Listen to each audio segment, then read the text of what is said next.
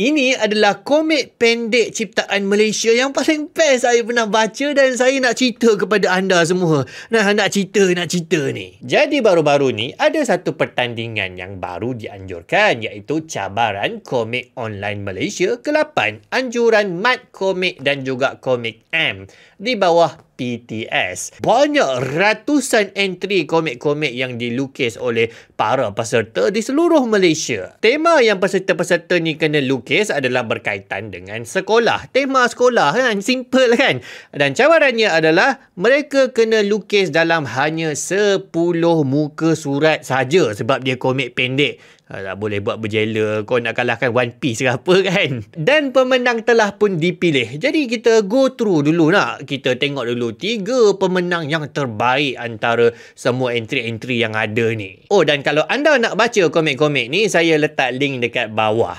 Di tempat yang ketiga adalah Dalam Aliran. Jadi dia adalah satu komik seakan shonen yang sangat cool lah sebenarnya. Di mana ada seorang budak ni, dia kena bully di kelas dan dia dah nak kena tumbuk lah ni. Tapi entah macam mana dia dapat elak. Dan ini sangat-sangat mengagumkan cikgu dia yang baru masuk kelas waktu tu. Maka melihat bakat terpendam dia ni, dia pun direkrut masuk ke dalam olahraga silat. Maka komik ini meneroka macam mana watak utama kita ni tadi, dia nak korek balik kuasa aliran yang berada dalam badan dia untuk menang pertandingan silat tu. Tapi iyalah, sebabkan watak utama kita ni dia peserta baru, jadi dia pun kalah. Ya, dia tak ada kuasa power up nakama friendship, tak ada.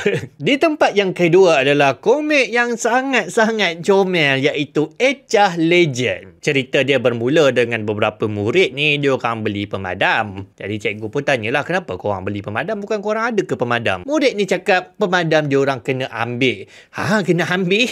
Kena curi ke apa? Siapa yang curi? Dan dia orang tunjuk dekat Echah. Jadi Echah ni siapa? Pembuli ke apa? Ambil pemadam orang? Tak, rupa-rupanya Echah ni adalah seorang legend dalam permainan pemadam. Permainan pemadam! Tak sangka sampai sekarang ada lagi. Dia dah kumpul entah berapa ratus pemadam hasil daripada kemenangan dia lawan dengan murid-murid lain. Jadi cikgu ni penuh rupanya dulu adalah champion dalam main pemadam. Jadi dia mencabar Echah. Maka siapa yang menang pertarungan epik antara mereka? Mestilah Echah. Dia legend kan. Dan rupa-rupanya pemadam yang Echah tu kumpul, dia nak jual balik. Dia nak beli beg untuk adik dia. Baguslah Echah ni. Dan di tempat yang pertama adalah komik Andailah Aku. Komik ni dia sangat-sangat dark. Mesejnya berat, heavy dan amaran kepada siapa-siapa yang tengok ni sebab dia menceritakan tentang sexual harassment, pencabulan yang dilakukan oleh guru yang sepatutnya dipercayai oleh anak murid. Guru ni dia mencabul anak kecil kelasnya. Dia mengisahkan tentang watak utama Vanessa yang melihat guru tu membuat sesuatu kepada kawannya Christina, dan guru tu dia siap bagi rasuah lagi untuk Vanessa ni. Dia tak menceritakan kepada siapa-siapa. Vanessa ni nak laporkan kepada guru dan dia pun suruhlah Christina untuk ikut sekali, tapi Christina ni dia takut. Dan walaupun laporan telah dibuat dan prosedur untuk buat aduan telah berlaku, tetapi guru tersebut masih lagi masuk ke kelas di kemudian harinya. Dan Christina pun dia jadi terkejut, diikuti juga dengan Vanessa. Macam mana guru ni boleh terlepas? Rupa-rupanya sekolah tak nak panjangkan cerita, tak nak malu. Sampailah akhirnya kemudian Christina meninggal dunia. Dan ini mendatangkan tamparan yang hebat kepada Vanessa. Kita pergi ke masa hadapan. Vanessa kini adalah penolong pengarah sektor integriti yang bertanggungjawab untuk memastikan supaya kes amang seksual ini tidak berlaku di sekolah. Jadi maksudnya dia cuba untuk membersihkan sistem daripada dalam. Ini adalah komik yang sangat bermesej penting walaupun mesejnya sangat dark dan berat. Dan komik ini mendapat nombor 1 lah di kalangan ratusan entry seluruh negara. Tapi komik terbaik yang saya nak cerita ni bukan top 3 pun sebenarnya. Dia adalah pemenang anugerah Sagu Hati. Macam mana tu? Dan untuk cerita kenapa komik ni dia sangat best dan memberikan impact yang terlampau besar waktu saya baca tu adalah dia mengingatkan saya kepada One Piece. Jadi One Piece ni bila kita sebut, kita macam benda kenapa good writing dikaitkan dengan komik One Piece? Bukan komik untuk budak-budak ke? Sebenarnya One Piece ni penulis dia Eiichiro Oda, dia ada bakat tau.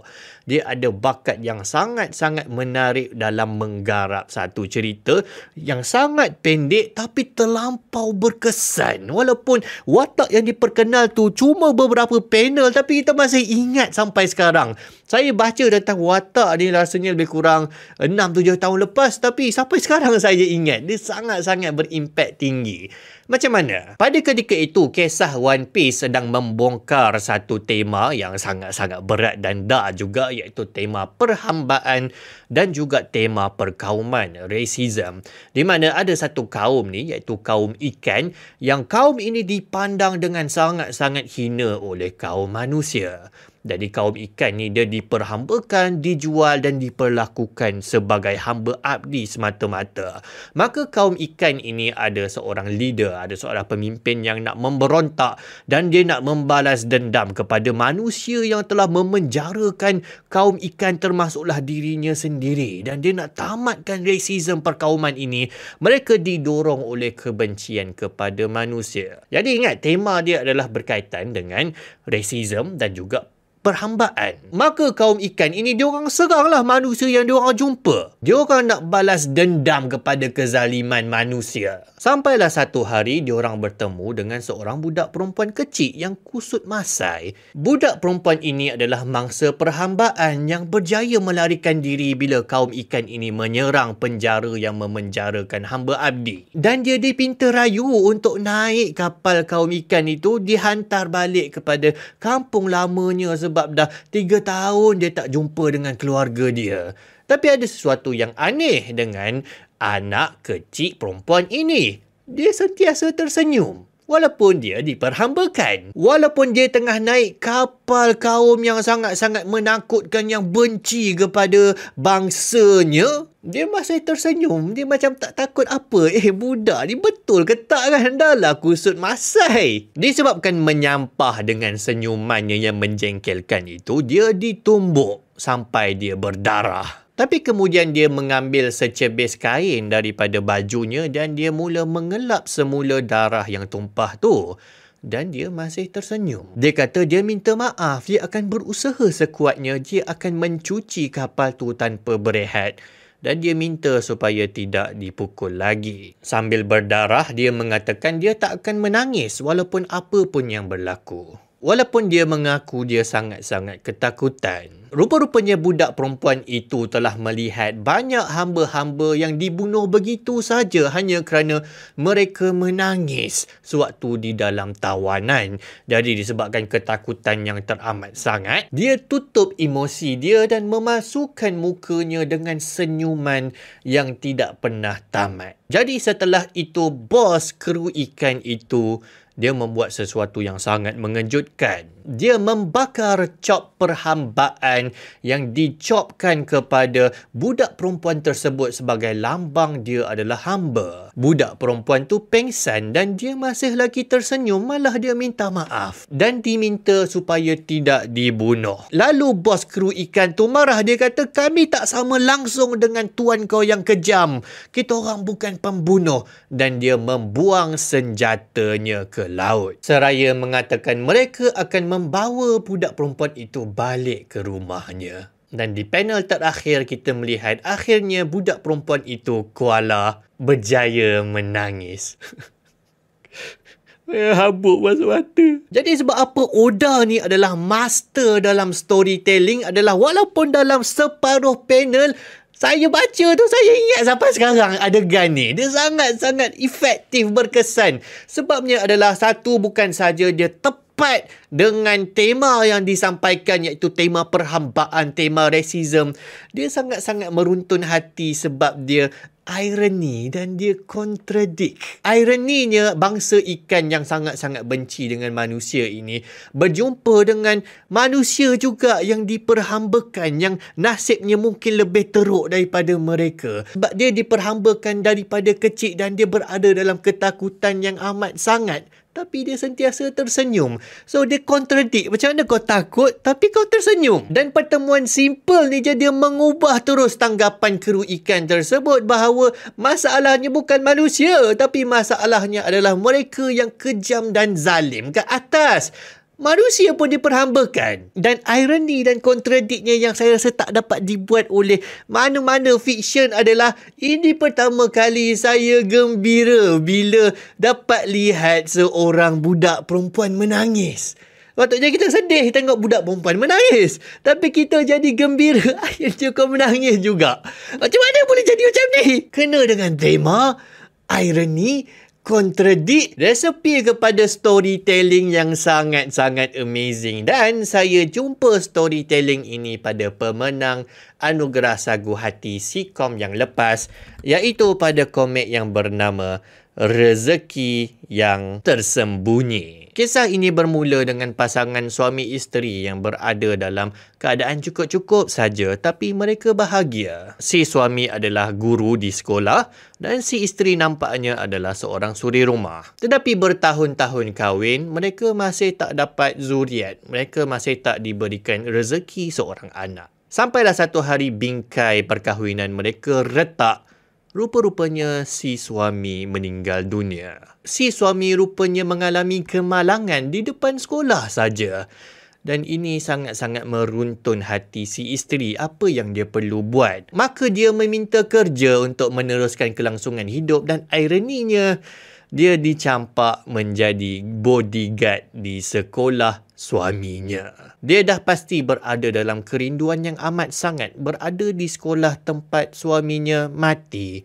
Tapi dia terpaksa sebab itulah caranya mencari rezeki. Dalam tugasannya menjadi guard, dia mendengar ura-ura bahawa sekolah tu dia berhantu. Kadang-kadang boleh dengar bunyi budak menangis. Uish, cerita seram pula ke apa ni kan? Dia mengimbas kembali kenangan bahawa suaminya walaupun dah habis sekolah, dia tetap pergi ke sekolah malam-malam. Dan ini aneh lah. Dia nak ajar siapa malam-malam? Dan dia terfikir kalaulah suami dia tak pergi ke sekolah ni lewat malam tu, dah pasti suami dia ada lagi. Tiba-tiba dia terdengar bunyi. Dia mencari dari mana bunyi itu datang. Rupa-rupanya bunyi itu datang daripada seorang anak perempuan kecil. Dia menangis. Dia tanya, mana Cikgu Saiful? Cikgu kata nak ajar Tira. Lalu dia teringat suaminya pernah bercerita, sayang dengarlah dulu apa abang nak cakap ni. Saya ada ajar seorang budak ni. Kalau boleh, abang rasakan sayang. Ada sebab Allah bagi ujian ini kepada kita. Dan ada sebab juga Allah tempatkan abang kat sekolah tu. Dia tertarik sangat nak belajar kat sekolah. Tapi dia tak mampu sebab tak ada siapa nak jaga dia. Dia itu dari gelandangan. Jadi ya, sebenarnya ada banyak anak-anak gelandangan yang memang tercicir langsung. Kadang-kadang kita tengok budak-budak tak datang sekolah ke apa kan. Tapi anak-anak gelandangan ni diorang nak datang. Tapi ada yang tak ada IC, ada yang memang tak boleh langsung nak pergi sekolah. Tapi anak ni dia minta juga untuk diajar di sekolah. Walaupun lewat malam. Walaupun secara sorok-sorok dan sembunyi. Dan sebenarnya Cikgu Saiful tu memang nak sangat jadikan budak perempuan tu sebagai anak angkat dia. Sebab dia kata selain daripada tempat untuk belajar, siapa tahu sekolah juga adalah tempat munculnya rezeki untuk mereka sekeluarga. Jadi Saleha tu lalu memeluk budak perempuan tersebut dan dia tanyalah makcik siapa. Saleha kata dia sekarang dah faham segala pengorbanan suaminya di sekolah itu. Di mana suaminya cuma nak isterinya gembira saja, itu je. Lalu Saleha mengambil Tira sebagai anak angkatnya dan menjanjikan supaya Tira akan belajar juga di sekolah. Aduh,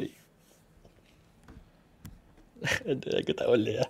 Jadi kisah ini memang dia menyulam tema dengan satu ironi dan juga dengan satu konsep yang sangat-sangat meruntun jiwa sebenarnya adalah tentang pengorbanan. Ini satu sisi penceritaan konsep sekolah yang sangat-sangat bagi saya out of the box dan sangat-sangat indah, iaitu sekolah kepada siapa yang tak dapat nak sekolah pun. Dan Tira yang tak dapat nak sekolah ni, dia berkorban. Dia datang setiap malam untuk belajar secara sembunyi-sembunyi. Malah dia menangis bila cikgu tu tak datang sebab dah meninggal. Kita kadang-kadang cikgu tak datang lagi seronok kan. Dan Cikgu Saiful tu berkorban. Didik mereka yang tak ada rezeki, yang tak ada peluang langsung nak dididik. Walaupun di luar daripada batasan masanya, walaupun dia tak dibayar langsung.